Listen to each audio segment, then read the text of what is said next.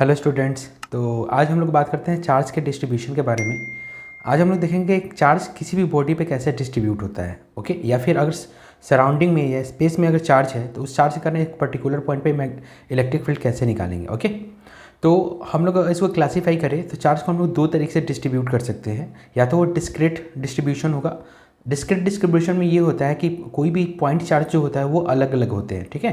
यानी एक सपोज मान लो कि अगर हम यहाँ पे देखें कि एक पॉइंट चार्ज मेरा यहाँ पे है Q1 है, ये Q2 मेरा पॉइंट चार्ज है, ये Q3 मेरा पॉइंट चार्ज है, ये Q4 मेरा पॉइंट चार्ज है। तो ये जो सराउंडिंग जो है वो सराउंडिंग में हर एक पॉइंट चार्ज को आप लोग क्या कर सकते हो, अलग अलग रख सकते हो। और इस सारे पॉइंट चार्ज के कारण कोई भी एक गिवन पॉइंट पे हम कलेक्टिव इलेक्ट्रिक फील्ड निकाल सकते हैं, या फिर इसको हम लोग बोलते हैं नेट इलेक्ट्रिक फील्ड आसानी से निकाल सकते हैं, ओके। अब दूसरा एक डिस्ट्रीब्यूशन होता है कंटिन्यूअस डिस्ट्रीब्यूशन। जैसे कि हमने पहले भी देखा था, ये तो क्वांटाइज्ड होते हैं, लेकिन जब भी बॉडी पे हम लोग चार्ज डिस्ट्रीब्यूट करते हैं वो तो हम उसको कंटिन्यूअस डिस्ट्रीब्यूशन समझते हैं। तो आज हम अभी उसी के बारे में पढ़ेंगे और उसके कारण हम लोग किसी भी इलेक्ट्रिक फील्ड उस पॉइंट पे हम लोग को फाइंड करना है। तो सबसे पहले देखेंगे जो कोई भी बॉडी पे देखेंगे चार्ज अगर डालेंगे तो वो चार्ज कैसे डिस्ट्रीब्यूट होगा, बॉडी के हिसाब से ही डिस्ट्रीब्यूट होगा, ठीक है। अब देखते हैं कि ये चार्ज हम लोग कैसे डिस्ट्रीब्यूट कर सकते हैं हर एक बॉडी पे। तो सपोज जैसे कि हम लोग जानते हैं कि अगर हम लोग कोई भी बॉडी के डायमेंशन का बात करते हैं तो 3 डायमेंशन होते हैं। एक होता है 1 डायमेंशनल बॉडी होता है, सेकंड में 2 डायमेंशनल बॉडी होता है, और 3 में क्या होता है 3 डायमेंशनल बॉडी होता है। तो फर्स्ट डायमेंशनल बॉडी में क्या होता है कि वैसा बॉडी को हम लोग कंसिडर करते हैं जिसमें उस बॉडी का सिर्फ लेंथ ही इन्वॉल्व हो, ठीक है। और सेकेंड वे में क्या होता है उसका एरिया इन्वॉल्व होता है, और एक केस में क्या होता है उसका पूरा वॉल्यूम इन्वॉल्व होता है, ठीक है। तो इस केस में हम लोग देखते हैं तो इसको हम लोग 3 तरीके से बांटते हैं। तो फर्स्ट जो सिंपली अगर चार्ज का डिस्ट्रीब्यूशन उसका लेंथ वाइज होगा, यानी एक ही डायमेंशन में होगा, तो उस वाले डिस्ट्रीब्यूशन को हम लोग क्या बोलते हैं, वहाँ पे जो चार्ज डिस्ट्रीब्यूट करेगा और चार्ज जिस रूल से डिस्ट्रीब्यूट होगा उसको हम लोग बोलते हैं लीनियर चार्ज डेंसिटी। मतलब जिस लेंथ पे चार्ज को डिस्ट्रीब्यूट करेंगे और ये कैसे चार्ज डिस्ट्रीब्यूट होगा तो वो डिपेंड करेगा, ये वो बताएगा कि उस वायर का लीनियर चार्ज डेंसिटी क्या है, ठीक है। तो एक्चुअली लीनियर चार्ज डेंसिटी होता है amount of charge distributed over given length, okay, length of the wire या लेंथ ऑफ द रॉड जो भी हो, ओके। तो लीनियर चार्ज डेंसिटी का समझ में आ गया कि charge is distributed over A line और ए लेंथ, ओके। अब इसका जो डिस्क्रिप्शन या जिसका रिप्रेजेंटेशन जो करते हैं वो एक हम लोग लैम्बडा बोलते हैं, ठीक है। यानी लैम्बडा कहीं भी आपको दिखा हुआ होगा तो आप समझ सकते हैं कि वो किस चीज़ को डिनोट कर रहा है, तो लीनियर चार्ज डेंसिटी को डिनोट कर रहा है, ओके। चलिए, तो हमने तो यहाँ पे देख लिया lambda is nothing but charge per unit length, यानी Q/L। अब हमको देखना होगा कि ये जो चार्ज का डिस्ट्रीब्यूशन हो रहा है ओवर लेंथ, तो वो डिस्ट्रीब्यूशन कैसा है, वो डिस्ट्रीब्यूशन कैसा भी हो सकता है। मतलब एक पर्टिकुलर लेंथ में बहुत ज़्यादा चार्ज हो सकता है, एक पर्टिकुलर लेंथ में बहुत कम चार्ज भी हो सकता है। इसका मतलब क्या होगा कि वहाँ पे जो चार्ज का जो वेरिएशन है वो मतलब हम लोग ऐसा बोल सकते हैं कि कांस्टेंट नहीं है। तो हम लोग इस तरीके से 2 तरीके से देखेंगे। अगर सपोज मान लो कि पूरे लेंथ वाइज अगर चार्ज यूनिफॉर्मली डिस्ट्रीब्यूटेड होगा तो उस केस में हम लोग चार्ज पर यूनिट लेंथ जो होता है वो कांस्टेंट हो जाता है, ठीक है। यानी लैम्बडा जो होगा वो मेरा क्या होगा, कांस्टेंट हो जाएगा। एज फॉर एग्जांपल जैसे कि हमने यहाँ पे दिखा रखा है कि एक मान लिया कि ये लेंथ है और लेंथ पे हमने कुछ पॉजिटिव चार्ज डिस्ट्रीब्यूट कर दिया, और ये पॉजिटिव चार्ज कैसे डिस्ट्रीब्यूट किया, तो हम लोग ऐसा एज्यूम कर रहे हैं कि ये जो पॉजिटिव चार्ज इस पर डिस्ट्रीब्यूट हुआ है वो charge per unit length constant है उसका, यानी लैम्बडा उसका कांस्टेंट है, यानी हर एक यूनिट लेंथ पर सेम अमाउंट ऑफ चार्ज को हमने रखा हुआ है, ठीक है, या फिर डिस्ट्रीब्यूट हो रखा है ऑलरेडी उस पर।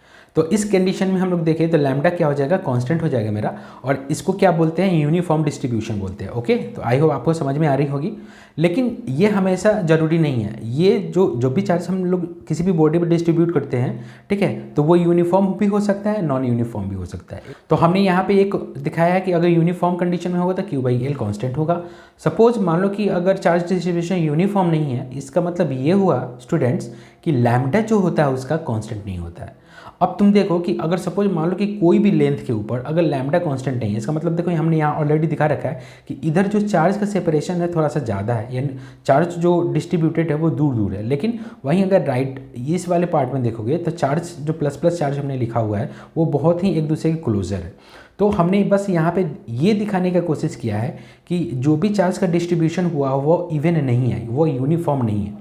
और यहाँ पे कोई भी रिलेशन हो सकता है, जैसे कि यहाँ पे हमने एक रिलेशन बनाया है कि लैम्डा जो वेरी कर रहा है वो a प्लस बी एक्स के फॉर्म में कर रहा है। यानी अगर तुम समझो कि अगर x इक्वस टू 0 लोगे तो x इक्वस टू 0 लोगे तो अगर सपोज लेंथ हम यहाँ से कंसिडर कर रहे हैं यानी लेफ्ट एंड से, तो लेफ्ट एंड में जो चार्ज जो होगा, चार्ज का डिस्ट्रीब्यूशन यानी उसका लैम्डा जो होगा वो ये a यूनिट होगा, ठीक है। और जैसे जैसे इस लेंथ पे चार्ज क्या होगा, जैसे जैसे इस लेंथ पे चार्ज मेरा आगे बढ़ेगा, इस लेंथ पे आगे बढ़ेगा तो चार्ज का डिस्ट्रीब्यूशन भी क्या हो जाएगा मेरा, तो बढ़ने लगेगा।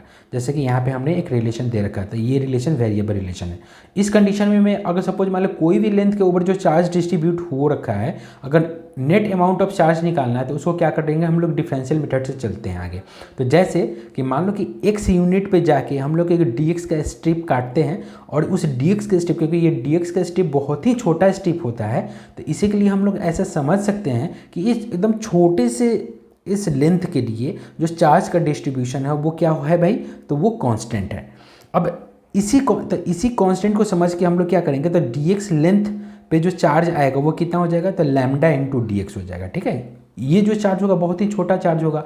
अब हम क्योंकि ये लेंथ बहुत ही छोटा है तो हम इसमें कंसीडर कर सकते हैं कि यहाँ पे चार्ज का डिस्ट्रीब्यूशन है वो यूनिफॉर्म है, only for small gap, okay.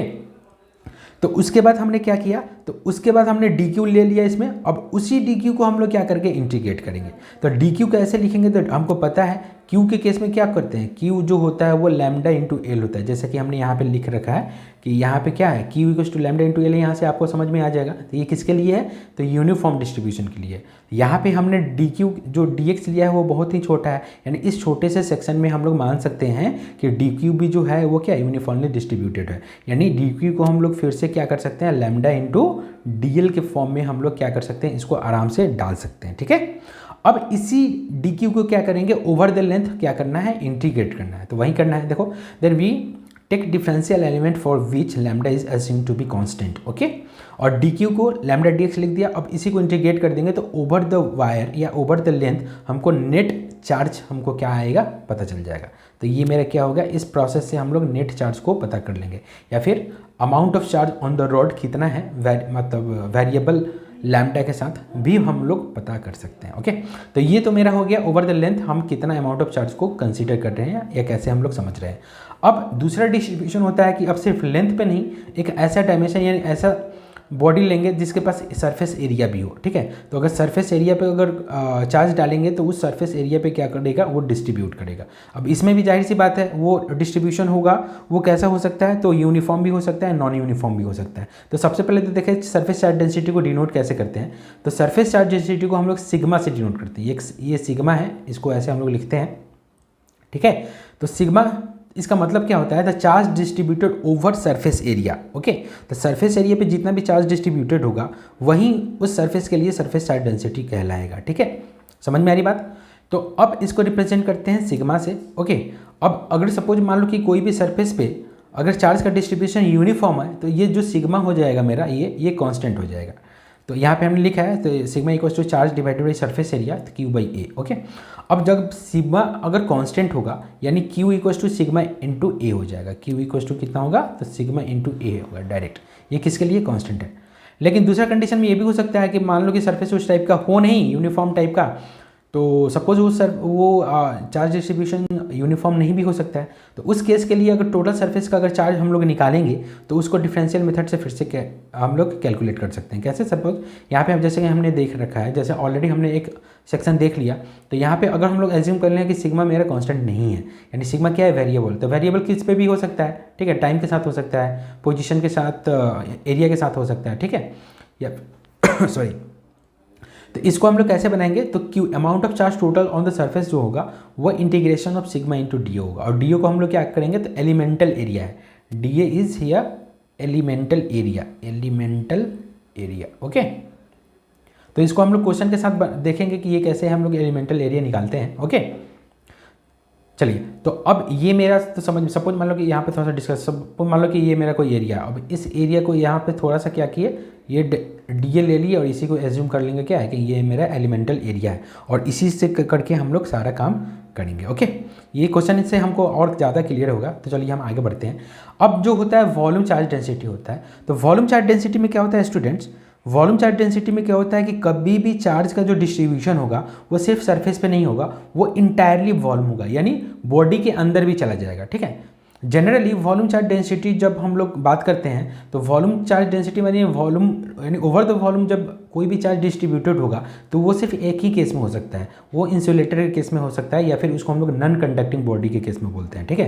क्योंकि हमको पता है कि जब भी अगर कंडक्टिंग बॉडी को कंसीडर कर लेंगे, सॉलिड कंडक्टिंग बॉडी को, तो अगर चार्ज को अंदर हम डालेंगे भी तो ड्यू टू इलेक्ट्रोस्टैटिक सिचुएशन वो क्या हो जाएगा, वो मेरा सरफेस पे आ जाएगा, ओके। यानी कंडक्टिंग केस में कभी भी चार्ज जो होता है वो कंडक्टर के अंदर रिसाइड नहीं करता है, ठीक है। समझ में आ रही बात। इसीलिए जब भी वॉल्यूम चार्ज डेंसिटी का बात होगा स्टूडेंट्स, तो आपको समझना है कि नॉन कंडक्टिंग बॉडी का बात हो रहा है, या फिर नॉन कंडक्टिंग हम लोग जनरली क्या बोलते हैं, तो इंसुलेटर बोलते हैं, ओके। तो यहाँ पे हम लोग जिस भी वॉल्यूम में जो चार्ज हम लोग डालेंगे वो चार्ज वहीं पे रहेगा, जैसा कि हमने पहले भी देखा है कि जो नॉन कंडक्टिंग बॉडी होता है वो चार्ज के को फ्लो करने के लिए रास्ता प्रोवाइड नहीं करता है या फिर सरफेस प्रोवाइड नहीं करता है, ओके। तो वॉल्यूम डिस्ट्रीब्यूशन क्या होगा, तो यहाँ पे इसको हम लोग डिनोट करते हैं चार्ज ओवर वॉल्यूम या चार्ज पर यूनिट वॉल्यूम से, तो क्यू डिवाइडेड बाई वॉल्यूम हो गया। वॉल्यूम हमको पता है क्या होता है, एरिया इंटू लेंथ होता है, ठीक है। तो अगर कांस्टेंट होगा तो ये रो मेरा, इसको रो से डिनोट करते हैं वॉल्यूम चार्ज डेंसिटी को, तो अगर कांस्टेंट होगा तो रो मेरा जाके क्या हो जाएगा, कांस्टेंट होगा। मतलब अगर चार्ज डिस्ट्रीब्यूशन यूनिफॉर्म होगा तो मेरा रो क्या हो जाएगा, कांस्टेंट होगा, ओके। ये कांस्टेंट हो भी सकता है, नहीं भी हो सकता है। अगर कांस्टेंट नहीं होगा तो क्या होगा, तो फिर टोटल वॉल्यूम पे कितना चार्ज है या पर्टिकुलर सेक्शन में कितना चार्ज है वो भी हम लोग आसानी से निकाल सकते हैं। तो यहाँ पे हमने लिखा है कि उस बॉडी पे टोटल चार्ज कितना डिसाइड करेगा ओवर द वॉल्यूम, वो क्या होगा, तो Q इक्वल्स टू हो जाएगा इंटीग्रेशन ऑफ रो dV। तो आई होप ये चार्ज डिस्ट्रीब्यूशन आपको समझ में आया। तो 3 तरीके से चार्ज डिस्ट्रीब्यूशन हम लोग करते हैं और इसी चार्ज डिस्ट्रीब्यूशन का अभी हम लोग क्या करेंगे, एप्लीकेशन करेंगे। तो चलिए स्टार्ट करते हैं स्टूडेंट। अब स्टार्ट करते हैं हम लोग कंटिन्यूअस केस से ही स्टार्ट करते हैं। डिस्क्रीट केस हमने ऑलरेडी देख रखा है, ठीक है। जैसे कि हमने एक क्वेश्चन देखा था कि ये मैं मान लो कि ये 3 चार्ज है और तीनों चार्ज कहाँ पे रख दिया है, तो इक्विलेटर ट्रायंगल के वर्टेक्सेस पे रख दिया है और इस तीनों चार्ज के कारण किसी एक पॉइंट पे हमको इलेक्ट्रिक फील्ड निकालना था, ठीक है। तो इसका एप्लीकेशन हम ऑलरेडी देख चुके हैं। इसका एक स्पेशल केस होता है इलेक्ट्रिक डाइपोल, तो अभी हम लोग समय के साथ आगे बढ़ेंगे, ठीक है। तो अभी हम लोग कंसंट्रेट करते हैं कि ये जो कंटिन्यूअस चार्ज सिस्टम है उसके लिए कोई भी पॉइंट पे इलेक्ट्रिक फील्ड कैसे निकालते हैं। तो पहले हम लोग क्या देखते हैं कि अगर कोई भी रैंडम बॉडी है, यानी रैंडम सरफेस एरिया है और उस सरफेस चार्ज डेंसिटी के कारण क्या करना है, किसी भी पॉइंट पे हमको नेट इलेक्ट्रिक फील्ड को फाइंड करना है। तो कैसे करेंगे, तो क्या करेंगे, उस सरफेस पे एक छोटा सा एलिमेंटल एरिया ले लेंगे। ये मेरा है, इसको क्या बोलते हैं, एलिमेंटल एरिया बोलते हैं। तो इस एलिमेंटल एरिया में सबसे पहले देखेंगे इसमें कितना चार्ज है। तो इसमें चार्ज हम लोग निकालेंगे और धीरे धीरे क्या करेंगे, इस चार्ज के कारण सपोज मान लो कि यहाँ पे हमको P पॉइंट पे टोटल इलेक्ट्रिक फील्ड निकालना है। तो इस P पॉइंट पे अगर एक एलिमेंटल चार्ज के कारण अगर इलेक्ट्रिक फील्ड निकालेंगे तो हमको पता है कि पॉजिटिव चार्ज के कारण किसी भी पॉइंट पे इलेक्ट्रिक फील्ड निकालते हैं तो वो हमेशा रेडियली आउटवर्ड होता है। तो यहाँ पे अगर इस छोटे से चार्ज के लिए P पॉइंट पे इलेक्ट्रिक फील्ड निकालेंगे तो रेडियली आउटवर्ड होगा। तो ये एक छोटे से चार्ज के द्वारा या छोटे से सरफेस के कारण होगा। अब इस सरफेस को अगर हम पूरा इंटीग्रेट करेंगे तो क्या होगा, इस पॉइंट पर नेट इलेक्ट्रिक फील्ड हमको निकलेगा। तो वही हमने यहाँ पे लिखा है already, electric field due to charge body at a given point. तो ई नेट हो गया integration of E D E हो जाएगा और इंटीग्रेशन डी हमको पता है। तो ये डी किसके कारण है, तो इस छोटे से चार्ज के कारण डी क्यू चार्ज के कारण।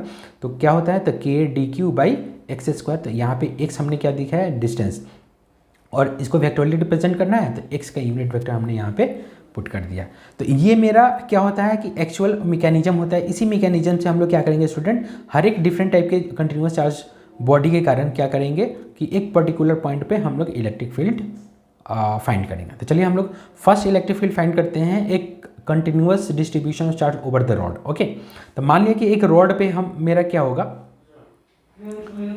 एक रॉड पे मेरा चार्ज डिस्ट्रीब्यूटेड होगा। जैसे कि हमने ऑलरेडी यहाँ पे लिख रखा है कि सपोज मान लो कि ये यहाँ पे मेरा रॉड है, ठीक है, यहाँ पे मेरा रॉड है, ठीक है। अभी इसको ऐसा नहीं समझिए, पहले एक ओवरव्यू मैं दे देता हूँ। मान लो कि ये मेरा एक रॉड है, ठीक है, ये मेरा एक रॉड है और इस रॉड पे क्या हुआ है, चार्ज डिस्ट्रीब्यूटेड है पहले से। मान लो कि यहाँ पे एक चार्ज डिस्ट्रीब्यूटेड है पहले से, ठीक है, यहाँ पे चार्ज डिस्ट्रीब्यूटेड है। अब इस रॉड पे क्या करना है कि जैसे ही चार्ज डिस्ट्रीब्यूटेड होगा, तो जैसे कि हमने बोला है कि कोई भी चार्ज होता है वो अपने सराउंडिंग में इलेक्ट्रिक फील्ड क्रिएट करता है, ठीक है। तो ये जो रॉड होगा अपने सराउंडिंग में इलेक्ट्रिक फील्ड क्रिएट करेगा। लेकिन फर्स्ट केस में हम लोग ये समझ रहे हैं कि ये जो रॉड का जो एक्सिस है, ये वाला एक्सिस, इस एक्सियल पॉइंट पे हमको किसी भी पॉइंट पे हमको इस चार्ज के द्वारा इलेक्ट्रिक फील्ड निकालना है, ठीक है। तो अब देखिए कि ये तो टोटल जो ये तो पॉइंट चार्ज है नहीं, ये एक्सटेंडेड बॉडी पे चार्ज है, तो इसको कैसे निकालेंगे। तो जैसे कि हमने यहाँ पे देखा कि एक छोटा सा एलिमेंट लेंगे और उसके बाद क्या करेंगे, हम उसी को आगे बढ़ेंगे। तो सपोज मान लो अगर हमको पी पॉइंट पे हमको नेट इलेक्ट्रिक फील्ड निकालना है, तो पी पॉइंट से x यूनिट दूर जाएंगे, x यूनिट दूर, और इस सेक्शन पर हमको क्या करना पड़ेगा, एक छोटा सा एलिमेंटल सेक्शन लेना पड़ेगा। तो ये मेरा एलिमेंटल सेक्शन हो गया। अब इस एलिमेंटल सेक्शन को सपोज मान लो कि dx मानते हैं।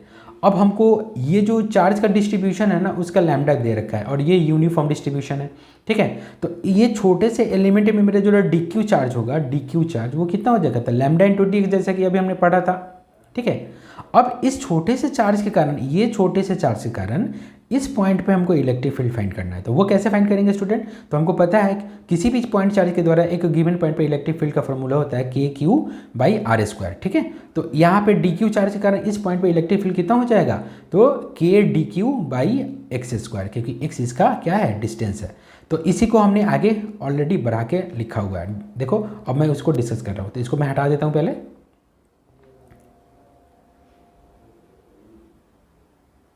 ओके चलिए, तो यहाँ पे हमने लिखा है कि केस 1 में क्या दिया हुआ है, एक्सियल पॉइंट पे हमको इलेक्ट्रिक फील्ड निकालना है, जो कि अभी हमने डिस्क्रिप्शन करा था, ठीक है। तो ये वाला पॉइंट P है और ये वाला जो पॉइंट P है उसका इसका जो क्लोजर रॉड है, क्लोजर रॉड का एंड जो है वहाँ से डिस्टेंस जो है ना वो R यूनिट है, और रॉड का जो लेंथ है वो L है, और रॉड के ऊपर जो डिस्ट्रीब्यूशन ऑफ चार्ज वो दे रखा है, वो कैसा है, तो यूनिफॉर्म लैम्डा है, यानी लैम्डा कॉन्स्टेंट है, ओके।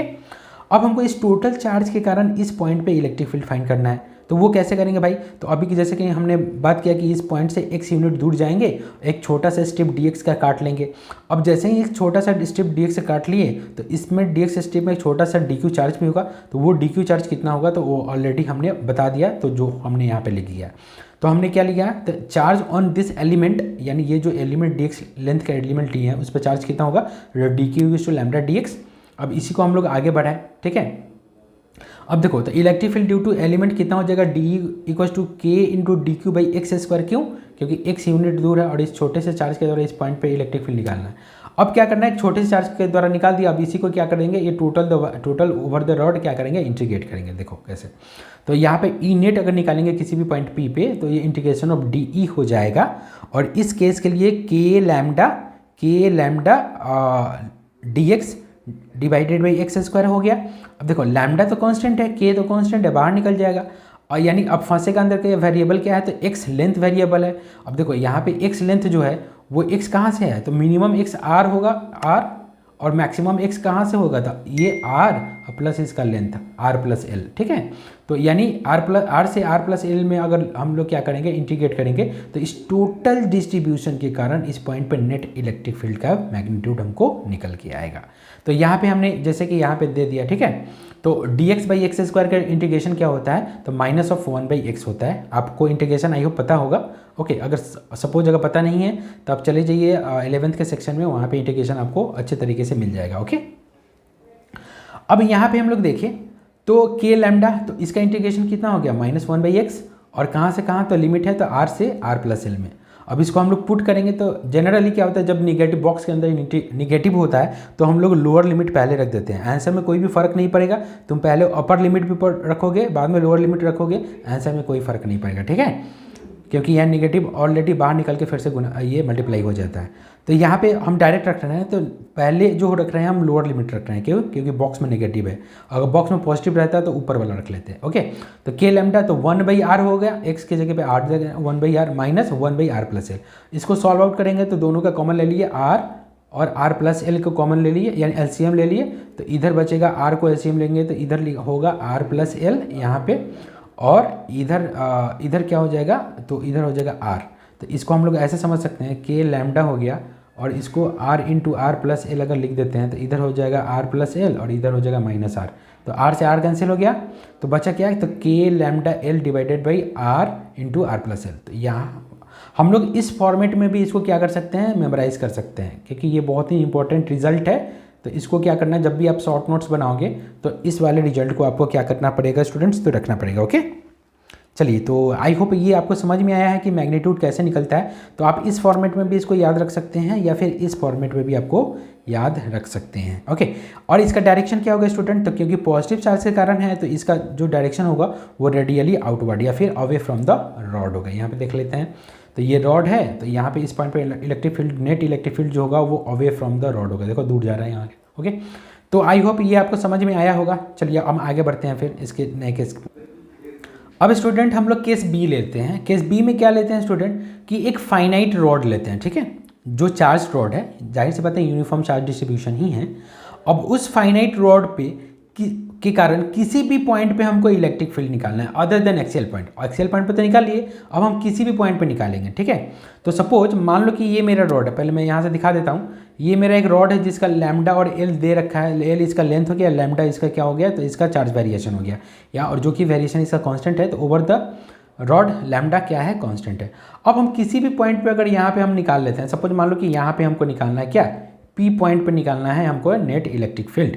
तो सबसे पहले देखेंगे ये जो रॉड के एक्सट्रीमिटीज है, जो एंड है, वो एंड कितना एंगल बना रहा है इस पर। तो इस एंड को क्या करेंगे, इसको यहाँ से यहाँ कनेक्ट कर देंगे, ठीक है, और इसको भी कनेक्ट कर देंगे, ठीक है। अब ये जो पी पॉइंट जो है वो इस रॉड से कितना परपेंडिकुलरली आ गया, यानी perpendicular distance between the point and the rod कितना है, तो ये आर है। यानी कहने का मतलब ये है कि हमको एक पी पॉइंट पे टोटल इलेक्ट्रिक फील्ड निकालना है जिसका डिस्टेंस इस रॉड से परपेंडिकुलर डिस्टेंस जो है वो आर यूनिट है। ओके, यानी आर यूनिट के परपेंडिकुलर डिस्टेंस पे हमको net electric field find up करना है। ओके, अब जैसे ही हमने इस फाइनाइट रॉड के लेंथ को के एक्सट्रीमिटीज़ को हमने पी पॉइंट से बनाया, मिलाया, तो यहाँ पे दो एंगल हमको क्या हो रहा है कि समझ में आ रहा है। एक एंगल ऊपर वाला हो गया और एक एंगल हो गया नीचे वाला। तो ऊपर वाले एंगल को अगर हम अल्फा लेंगे तो नीचे वाले एंगल को हमको माइनस ऑफ बीटा लेना पड़ेगा, ठीक है, क्योंकि ये एक अलग अपोजिट डायरेक्शन का हो गया, ठीक है। तो ये एक रेफरेंस लाइन समझ सकते हो तुम। तो ऊपर का पॉजिटिव लेना है तो नीचे नेगेटिव लेना होगा, और क्योंकि ये अलग अलग है लेंथ, क्योंकि इधर का लेंथ अलग है, तो ये वाला एंगल यहाँ पे सेम नहीं होगा। तो इसी के लिए हमने कोई अलग अलग ही एंगल ले लिया है, क्योंकि आपके लिए ये क्या होगा, तो ये ईजी होगा क्वेश्चन को बनाना, क्योंकि इसी पे आप लोग क्या कर सकते हो, जो जनरलाइज कर सकते हो। तो चलिए इस केस में हम लोग क्या करेंगे, तो यहाँ से इसको बनाने के लिए इस रॉड के कारण इस पॉइंट पे नेट इलेक्ट्रिक फील्ड करने के लिए हमको क्या करना पड़ेगा, तो हम करेंगे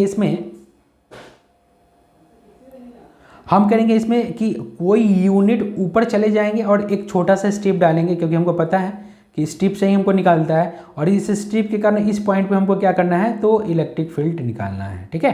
तो आई होप ये आपको समझ में आएगा। ये छोटा सा स्ट्रिप हम लोग यहाँ पे लेंगे dx, और dx स्ट्रिप में देखेंगे कितना चार्ज आ रहा है dq, ठीक है, और dq कितना हो जाएगा, तो देखो तो लैम्डा इंटू dx हो जाएगा, और कितना ऊपर लिया हुआ था, y यूनिट ऊपर लिखा हुआ है। और यहाँ से जब हम लोग इलेक्ट्रिक फील्ड लिखेंगे ना, तो इलेक्ट्रिक फील्ड रेडियली आउटवर्ड होगा, तो पी पॉइंट पे जो इलेक्ट्रिक फील्ड का डायरेक्शन होगा वो ये वाला डायरेक्शन होगा। ओके, तो चलो अब हम लोग मेन फिगर में देखते हैं इसको आगे बढ़ा के। ओके,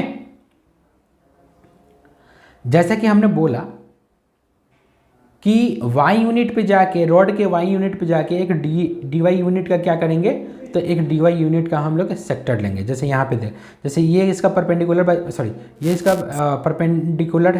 परपेंडिकुलर डिस्टेंस, तो यहीं से हम इसका सेंटर मान लिए रॉड का, ठीक है, और रॉड से ऊपर ये इधर है और रॉड से नीचे ये इधर है। यानी जो भी डिस्क्रिप्शन लेंथ का करना है हमको इसी से करना है, ठीक है, इस वाले पॉइंट से करना है, ठीक। तो इस वाले पॉइंट से हमने ऊपर y यूनिट गया, और y यूनिट जाके एक छोटा सा स्ट्रिप क्या किया, हमने काट लिया, और जिस स्ट्रिप का जो लेंथ है वो dy, यानी बहुत ही छोटा लेंथ डाला। आपको पता चल रहा होगा कि हम छोटा लेंथ ले क्यों रही हैं, क्योंकि चार्ज का डिस्ट्रीब्यूशन इसमें चार्ज का डिस्ट्रीब्यूशन यूनिफॉर्म दे रखा है।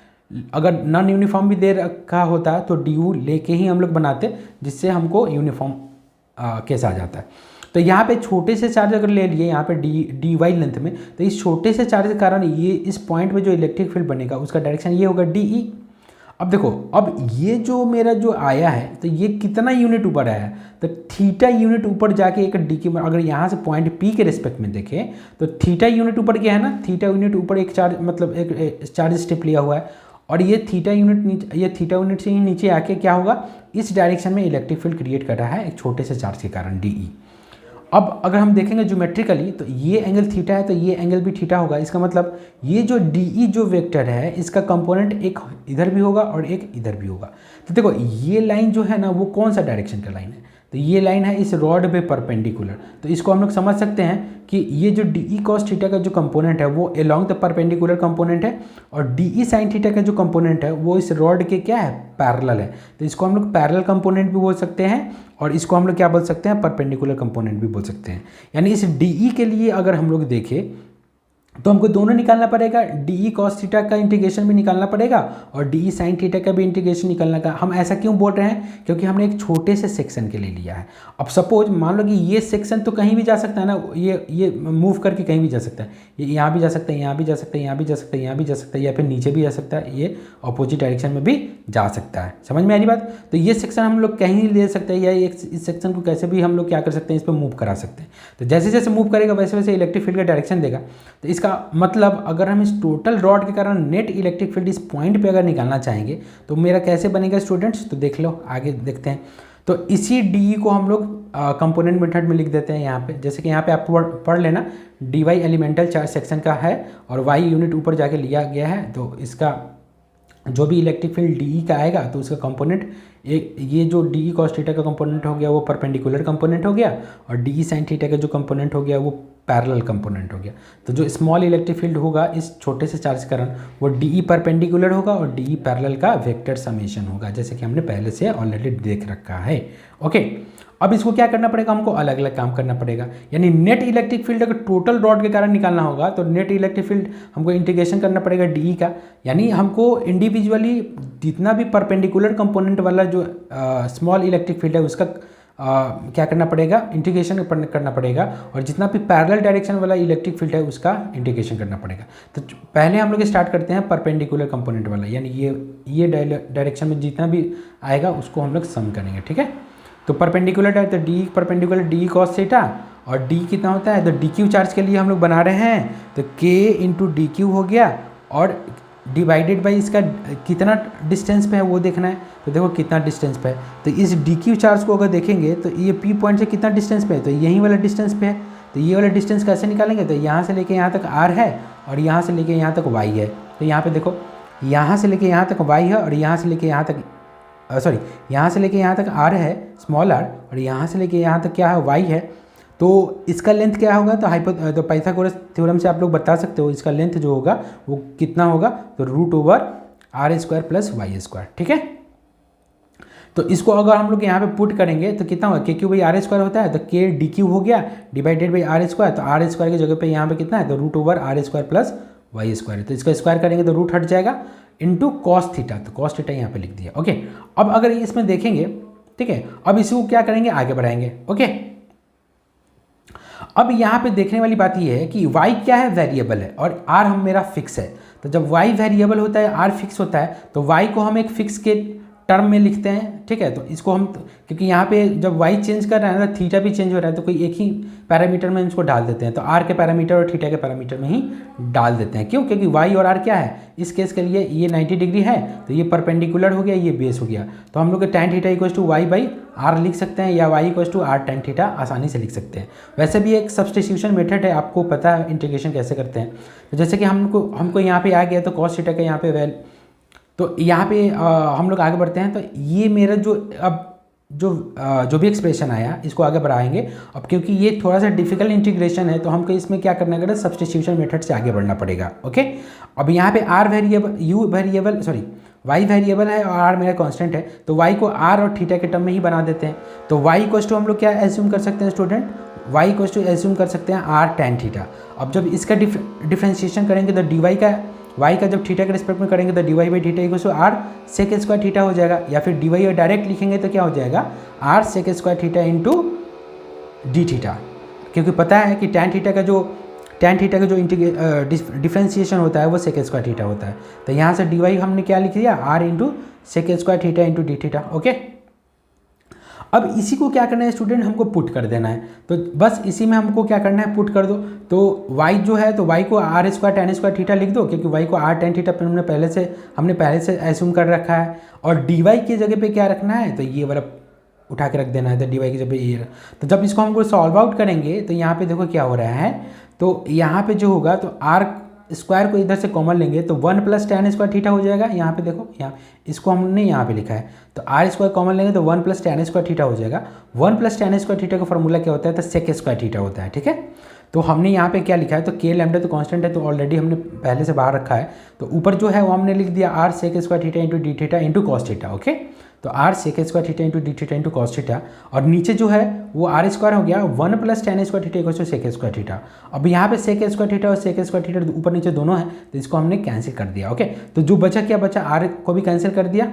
ठीक है, तो जो बचा क्या हो गया, तो नीचे बच गया एक ठो r यानी k लैम्डा बाई r, क्योंकि r इस पर्टिकुलर केस के लिए फिक्स है, तो r को हमने बाहर कर दिया यहाँ पे। और यहाँ पे वेरिएबल क्या है, थीटा है। यहाँ पे देखो, जब ये ऊपर जाएगा तो थीटा वेरी करेगा, जैसे जैसे ये ऊपर जाएगा तो ये थीटा अल्फा की तरफ जाएगा, और नीचे आएगा तो माइनस बीटा की तरफ जाएगा। ठीक है, तो इस केस में अगर हम लोग काम करेंगे आगे, तो यहाँ पे देखो, तो अब जो इधर फंसा इंटीग्रेशन में क्या फंसा, तो ये बचा कॉस थीटा डी थीटा, तो कॉस थीटा डी थीटा फंसा हुआ है। तो इसका इंटीग्रेशन कहाँ पे करेंगे, तो इसका इंटीग्रेशन हम लोग करेंगे माइनस बीटा टू अल्फा। तो हमने यहाँ पे लिमिट रख दिया माइनस बीटा टू अल्फ़ा, और इसको इंटीग्रेट कर दिया। कॉस डी थीटा का इंटीग्रेशन क्या होता है, तो कौन ऐसा फंक्शन है जिसका डिफ्रेंसिएशन कॉस थीटा होता है, तो साइन थीटा होगा। तो इसका जो आंसर आएगा इंटीग्रेशन वो साइन थीटा होगा यहाँ पे। और यहाँ पे हमने क्या करा, तो लोअर लिमिट और अपर लिमिट हमने इसमें पुट किया, और मेरा ये आ गया। अब यहाँ पे देखो, देखने वाली बात ये है कि k लैम्डा बाई r यहाँ पे रखा। अब यहाँ पे साइन थीटा है ना, तो अपर लिमिट रखेंगे तो साइन अल्फ़ा होगा, माइनस लोअर लिमिट रखेंगे तो ये माइनस बीटा है, तो minus of sine of minus beta होगा। Sine of minus beta minus sine beta होता है, तो यहाँ पे माइनस से माइनस बाहर टकराएगा, तो ये बन जाएगा प्लस। इस केस में हमने क्या रखा, तो हमने देखा कि जो परपेंडिकुलर कंपोनेंट है उसका जो वैल्यू आ रहा है वो हो गया है k लैम्डा बाई r और sine alpha plus sine beta, ये परपेंडिकुलर कंपोनेंट का है। ओके, सिमिलरली हम लोग को क्या करना है कि पैरेलल कंपोनेंट का बनाना है। ठीक है, अब देखो परपेंडिकुलर का जो डायरेक्शन जो होगा वो away from the charge rod होगा, जैसे कि हमने देखा है यहाँ। ठीक है, यहाँ पे जो हमने देख रखा है ये क्या है, ये इस डायरेक्शन में परपेंडिकुलर बाहर जा रहा है ना, तो ये चार्ज रॉड। अब हम लेते हैं इस पैरेलल वाले केस के लिए, तो पैरेलल वाले केस के लिए अगर हम लोग देखेंगे तो मेरा सारा चीज़ सेम सिमिलर ही है। हमको इंटीग्रेशन करना है डी ई साइन थीटा का। ठीक है, तो अगर डी ई का वैल्यू डालेंगे तो जैसा डी ई का वैल्यू इधर डाले हैं वैसा ही हम लोग इधर करेंगे। जो भी डी का वैल्यू हमने यहाँ पे करा है वो सारा वैल्यू हमको क्या करना है, उधर करना है। तो यहाँ पे देखो डी में जो काम करेंगे, जो भी ट्रांसफॉर्मेशन या जो भी सब्स्टिट्यूशन इंटीग्रेशन में हमने यहाँ पे करा है वो सारा सब्स्टिट्यूशन इधर होगा। देख लो, तो डी का हमने क्या रख दिया, K D Q by R square Y square plus R square sine theta. तो फिर यहाँ पे हमने सब्स्टिट्यूट हमको करना है वाई को आर टेन थीटा, और इसको डिफ्रेंशिएट करेंगे थीटा के रिस्पेक्ट में, तो डी वाई कितना हो जाएगा, तो R sec square theta D theta हो जाएगा। अब हमको यहाँ पे पुट कर देना है, तो वाई की जगह पे क्या करना है, वाई की जगह पे हमको ये वाला वैल्यू पुट करना है, और डी वाई की जगह पे ये वाला वैल्यू पुट करना है। तो डी वाई ऊपर है, तो डी वाई ऊपर है, तो डी वाई की जगह पे हमने रख दिया R sec square theta D theta, और साइन थीटा पहले से था। और नीचे वाले केस में क्या है, तो वाई को हमको आर टेन थीटा रखना है, तो वाई स्क्वायर हो जाएगा, तो आर स्क्वायर टेन थीटा, तो दोनों में से कॉमन लेंगे आर स्क्वायर, तो 1 + tan स्क्वायर थीटा यानी सेक स्क्वायर थीटा बन जाएगा। तो हमने डायरेक्ट यहाँ पे लिख दिया। आई होप आपको समझ में आ रही होगी। अब यहाँ पे हमको कैंसिल करना होगा, तो आर स्क्वायर, तो आर एक आर से एक आर कैंसिल हो गया, सेक स्क्वायर थीटा से सेक स्क्वायर थीटा कैंसिल हो गया, ऊपर जो बचा हुआ साइन थीटा डी थीटा है। ठीक है, तो अब तुम देखो साइन थीटा डी थीटा का जो इंटीग्रेशन होगा वो माइनस बीटा टू अल्फ़ा है। ठीक है, क्योंकि हमको लिमिट वहीं लेना है जो कि हमने दिखा रखा है। तो अब इसका जो इंटीग्रेशन होगा, तो कौन ऐसा फंक्शन है जिसका डिफ्रेंसिएशन कॉस साइन थीटा होता है, तो माइनस ऑफ कॉस थीटा। तो ये मेरा इसका इंटीग्रेशन जो होगा वो माइनस ऑफ कॉस थीटा हो जाएगा। अब इसका वैल्यू क्या करेंगे, इसमें पुट कर देंगे। तो जैसे ही वैल्यू पुट करेंगे तो अब क्या होगा, देखो इसमें बॉक्स में नेगेटिव है, तो पहले हम लोअर लिमिट ही पुट कर देते हैं, आंसर में कोई फर्क नहीं पड़ेगा।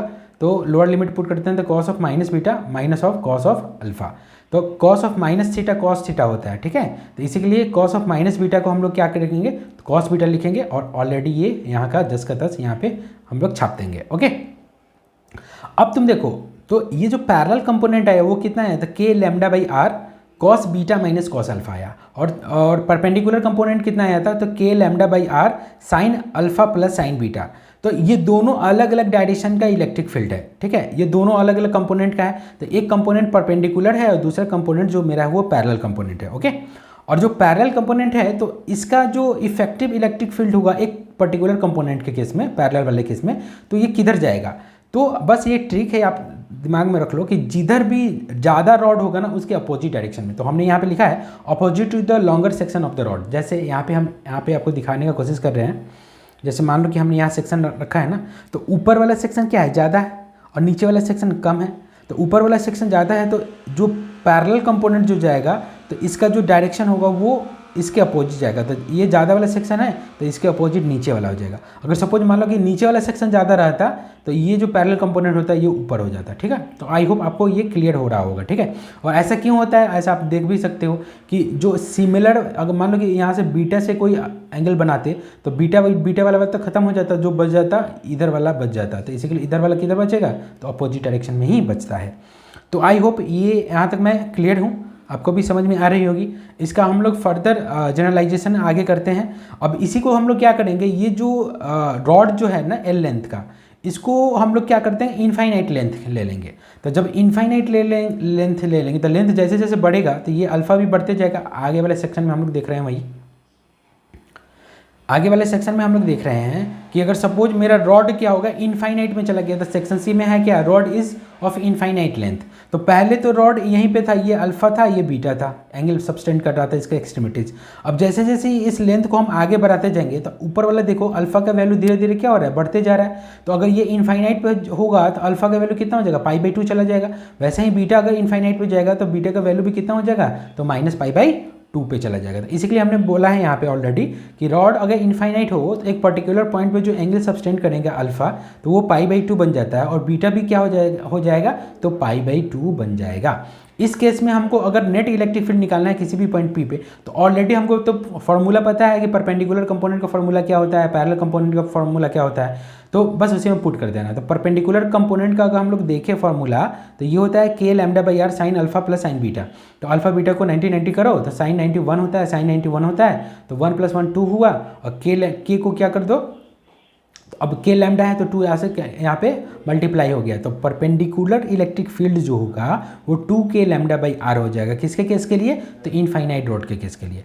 अगर k का वैल्यू अगर तुम चेंज करके लिखोगे तो 1/4πε0 लिखोगे तो 2 से 4 कट जाएगा 2 टाइम्स, और जो बचेगा वो λ/2πε0r बचेगा। इसका मतलब ये है कि जब भी इनफाइनाइट केस होगा ना, तो इनफाइनाइट केस के लिए या इनफाइनाइट चार्ज रॉड के लिए किसी भी पॉइंट पे जो इलेक्ट्रिक फील्ड होगा वो 2k λ/r होता है, ठीक है। अब हमने यहाँ पे एक ही फील्ड कह के बोल दिया कि इतना ही होता है, क्यों, क्योंकि इसका जो पैरेलल कंपोनेंट है ना वो 0 हो जाता है। देख लो कैसे, पैरेलल कंपोनेंट निकालें तो cos beta minus cos alpha होगा, तो बीटा भी 90 डिग्री हो गया, अल्फा भी 90 डिग्री हो गया, तो cos 90 0 cos 90 0, तो ये क्या हो गया 0 - 0 0, यानी जो पैरेलल कंपोनेंट होगा इलेक्ट्रिक फील्ड का वो बन जाएगा 0। यानी इधर कोई भी कंपोनेंट होगा नहीं तो एक ही कंपोनेंट बचा, तो यही नेट इलेक्ट्रिक फील्ड को क्या बता दिया, तो जो परपेंडिकुलर कंपोनेंट होगा इनफाइनाइट रॉड के केस में वही मेरा नेट इलेक्ट्रिक फील्ड को कैलकुलेट कराएगा, और उसका वैल्यू कितना होगा ये, और इसका डायरेक्शन क्या होगा, तो away from the charge rod. कब,